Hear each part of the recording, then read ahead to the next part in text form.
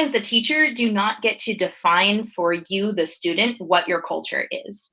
You'll engage more students if you let them take their culture to you, but you should let them take what bits of their culture they want to take to you, rather than you being the gifting teacher telling them what their culture is and being glad that you brought it into their classroom. So that is the main thing I learned at that school. Also at that school, I reached out to people I found online who taught computer science in urban districts. And one of those people was Joanna Good, who's, I believe, at University of Oregon. She suggested that role models are super important and that I find ways to bring role models that look like my students into the classroom. And if you've looked at the Google CS First curriculum or the Girls Who Code curriculum or the AI for All curriculum, you will see that all of them really highlight role models.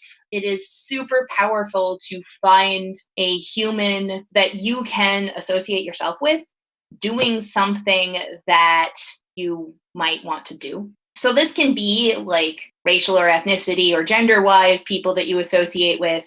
It can also be like dancers. I try to, in all of my curricula, bring diverse role models in terms of what it is they're doing, what it is their background is, and then also race, gender, etc., so that any given student can find something to latch onto and say, people like me do this thing. Sidebar. I also think that that's important for people not like me. I want for students to see that people not like them program. That is also super powerful. I don't want the first person not like you who you meet who programs to be someone that you work with. The importance of role models is also something that I started learning while I was at the school for 7th through 10th graders. And I appreciate that you bring up something beyond heritable traits, because far too often the focus on role models is an identity that you have no control over. You just are born into that. Mm-hmm.